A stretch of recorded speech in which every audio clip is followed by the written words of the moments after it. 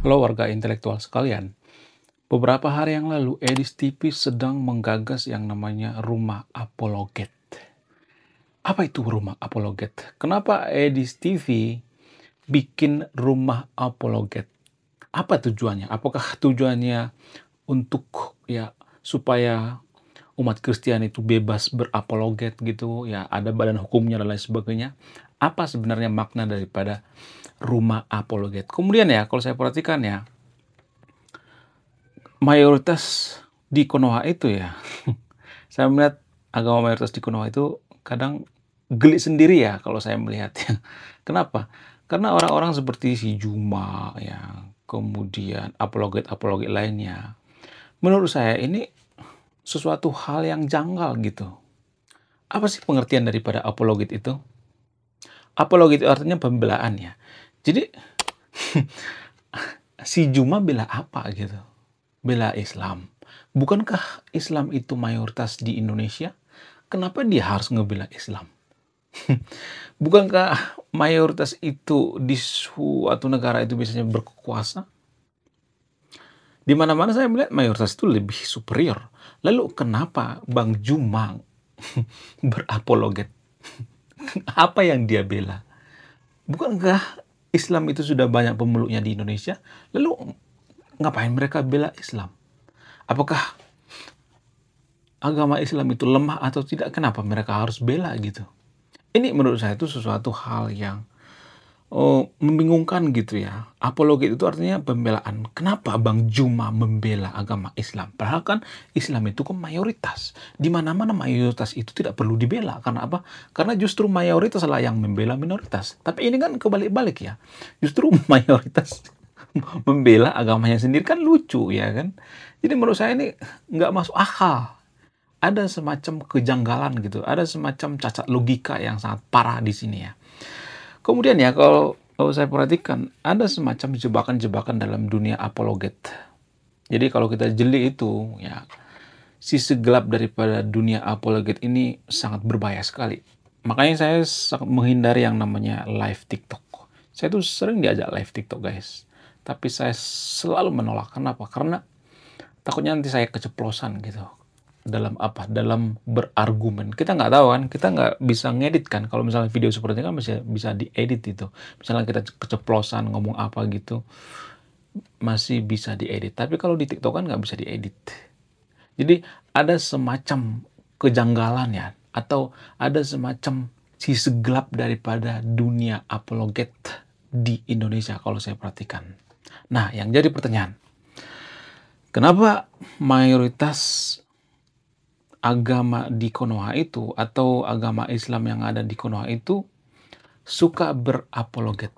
Apa yang mereka bela? Bukankah mereka sudah mayoritas? Lalu kenapa harus membela diri?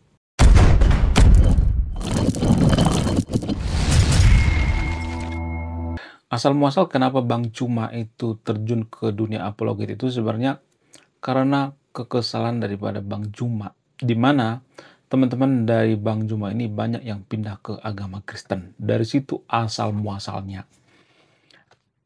Karena temannya banyak yang murtad, maka Bang Juma marah. Kenapa sih harus murtad? Tiba-tiba nih ya, Bang Juma mengajak temannya ke masjid misalnya, tapi tiba-tiba temannya murtad. Enggak bang, saya lagi ke gereja nih. Jadi itu yang bikin Bang Juma terjun ke dunia apologet. Itu yang bikin Bang Juma murka sehingga apa? Sehingga dia teriak-teriak di media sosial. Tapi ya kalau saya perhatikan, ini kan semacam keanehan. Bukankah agama Islam itu mayoritas di Indonesia? Lalu kenapa harus dibela gitu? Jadi ada banyak ya organisasi-organisasi pembela agama Islam di Indonesia itu, tapi saya nggak tahu apa tujuannya, seperti FPI misalnya, Front Pembela Islam. Kenapa harus ada FPI? Kan Islam itu kan mayoritas, kenapa harus dibela? Yang dibela itu minoritas, bukan mayoritas. Karena biasanya di suatu negara itu, yang superior itu adalah mayoritas, bukan minoritas. Nggak pernah sejarahnya minoritas superior gitu. Sehingga mayoritas harus dibela-bela gitu. Apakah agama mayoritas di Konoha itu adalah agama yang manja sehingga harus dibela-bela? Kemudian ya, kalau saya analisis ya, Kenapa Bang Juma membela mati-matian yang namanya agama Islam? Padahal kan agama Islam itu kan mayoritas di Indonesia. Apa alasannya? Kalau saya perhatikan ya, karena lawan berat daripada agama Islam di Indonesia itu adalah agama Kristen. Sehingga mereka sering berapologet dan biasanya mereka bahas tentang Bible, bahas tentang agama Kristen. Mereka sangat jarang bahas tentang Hindu, bahas tentang Buddha, sangat jarang sekali ya. Bahas tentang agnostik, sangat jarang sekali. Bahas tentang ateis juga sangat jarang sekali. Jadi seolah-olah ya dugaannya apologet-apologet agama mayoritas di Konoha ini seperti Bang Juma CS, mereka sengaja menyasar yang namanya agama Kristen. Kenapa mereka menyasar yang namanya agama Kristen? Apa alasannya? Karena lawan terberat daripada agama Islam di Indonesia itu adalah agama Kristen. Ya, sehingga mereka harus turun gunung gitu, harus rame-rame mengeroyok yang namanya agama Kristen. Padahal agama Kristen itu minoritas. Kenapa mereka harus membela agama Islam? Ya, dengan cara apa? Dengan cara berapologet, lalu ya mereka biasanya bahas tentang Injil, ya bahas tentang Alkitab dan sebagainya, bukan membahas agama mereka. Kenapa bisa seperti itu? Ya, karena agama Kristen ini sangat berpotensi gitu, atau lawan terkuat. Ibaratnya nih kalau misalnya nih main tinju ya, jadi kalau mereka melakukan ada istilah sea war ya, dalam tinju itu kan ada istilah sea war ya. Biasanya lawan yang sangat kuat itu mereka yang pertama diserang, ya diserang terus-terusan ya. Walaupun misalnya yang menyerang ini banyak pendukungnya, tapi ya lawan terkuat itu selalu diserang terus ya, diserang secara pribadi gitu. Kalau kita perhatikan misalnya seperti partai tinju yang ada di dunia misalnya seperti zaman dulu itu ya, ada tuh ya seperti Habib dengan McGregor ya. Jadi yang diserang duluan itu kan Habib terus yang diserang oleh McGregor. Padahal pendukung McGregor itu sangat mayoritas ya. Sangat banyak pendukungnya. Lebih banyak pendukungnya daripada pendukung Habib. Kenapa Habib ini sering diserang? Kenapa? Karena McGregor berpikir bahwa Habib ini lawan terkuat. Itu analoginya ya, bukan berarti saya membela Habib Nurmagomedov ya. Tapi itu analogi sederhana. Kenapa agama Kristen ini sering diserang ya di Indonesia kalau saya perhatikan? Karena Kristen ini adalah langkah yang sangat bagus ya dalam beragama. Kemudian saya melihat agama Kristen ini adalah musuh paling berat yang pengen ditaklukkan oleh agama mayoritas di Konoha. Mereka tidak menganggap bahwa Hindu itu sebagai tantangan gitu, atau agama Buddha sebagai halangan gitu, enggak. Jadi lawan terberat daripada agama mayoritas di Konoha itu adalah agama Kristen. Kenapa agama Kristen ini ya selalu diserang ya? Karena agama Kristen itu sangat diperhitungkan ya, sangat diperhitungkan di Indonesia karena banyak teman daripada Bang Juma pindah ke agama Kristen sehingga dia kesel ya, lalu dia menyerang agama Kristen ya. Kenapa bisa seperti itu? Apa alasannya? Kalau misalnya kita berpikir secara rasional ya, agama Kristen itu kan salah satu agama terbesar di dunia ya. Namun yang dilupakan oleh Bang Juma itu, agama Kristen zaman dulu dengan agama Kristen zaman sekarang sudah jauh berbeda. Agama Kristen zaman dulu itu sangat jauh berbeda dengan zaman sekarang ini. Agama Kristen zaman sekarang ini ideologinya sudah berubah, guys. Dulu agama Kristen itu, mohon maaf ya, mereka berseberangan dengan sains zaman abad sebelum Renaissance. Apa buktinya? Buktinya penemu yang ada di Eropa seperti Copernicus ya, kemudian penemu teori evolusi Charles Darwin hampir dipersekusi dan ada juga yang dipenjara. Kenapa? Karena agama Kristen saat itu berseberangan dengan sains. Tapi di zaman sekarang sudah berubah. Agama Kristen sudah berubah, sudah menyatu dengan sains. Mereka menganggap bahwa sains itu adalah ilmu agama, jadi nggak memisahkan. Sementara agama Islam itu masih memisahkan antara ilmu agama dengan ilmu sains. Sehingga Bang Juma CS berpikir agama Kristen ini sangat berbahaya sekali. Jangan sampai agama Kristen di Konoha ini mayoritas. Kenapa? Karena di dunia agama Kristen itu mayoritas. Jadi ini yang ditakuti oleh Juma CS dan teman-temannya juga banyak yang pindah ke agama Kristen. Jadi saya tidak berpihak pada agama Kristen ya, saya bukan oten ya. Apa sih oten? Oten itu artinya orang Kristen. Itu disingkap ya. Jadi saya tidak berpihak pada Kristen, saya tidak berpihak pada agama Islam, saya benar-benar netral ya. Jadi Anda yang nonton video ini, kalau Anda beragama Kristen, Anda sangat beruntung. Karena apa? Karena Anda ditakuti di Indonesia. Kalau Anda tidak ditakuti, mereka tidak akan menyerang Anda. Jadi itu secara logika ya, seperti itu guys ya. Kalau kita berpikir secara rasional seperti itu, kalau kita menganalisis ya. Jadi saya itu sangat suka yang namanya menganalisis ya.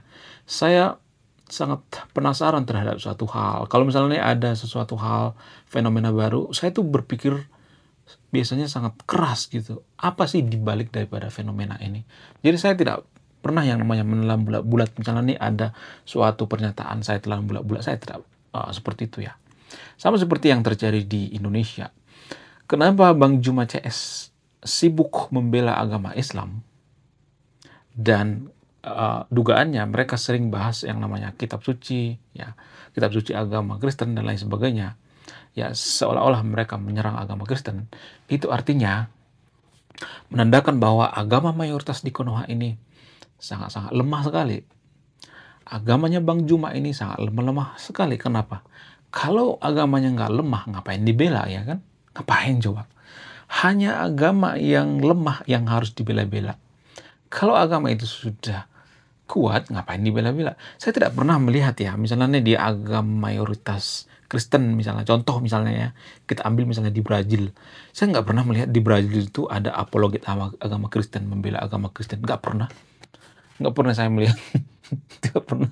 Di Amerika Serikat misalnya, apakah di Amerika Serikat itu ada apologet? Nggak ada. Nggak ada. Nggak ada apologet di Amerika Serikat. Maksudnya apologet yang khusus membela agama Kristen. Nggak ada tuh. Nggak ada. Nggak ada ya guys ya. Biasanya mereka ya mengatakan diri mereka itu bukan apologet. Tapi apa? Tapi nasionalis ya. Jadi mereka lebih ke nasionalis. Ya. Orang Amerika berpikir bahwa agama Kristen itu dulunya mayoritas di Amerika, sampai sekarang juga mayoritas, tapi sekarang kan sudah mulai 50-50 ya, dengan apa? Dengan agnostik ya. Tapi mereka nggak takut tuh Amerika mayoritas beragama Islam, nggak takut ya. Nggak pernah tuh ya di Amerika itu ya berapologet ya, seperti di Konoha ya, live di TikTok membela mati-matian Kristen. Nggak ada tuh ya. Nggak ada. Kenapa? Karena mereka berpikir rasional. Nggak mungkin lah. Nggak mungkin selain agama Kristen di Amerika, nggak mungkin ada agama lain.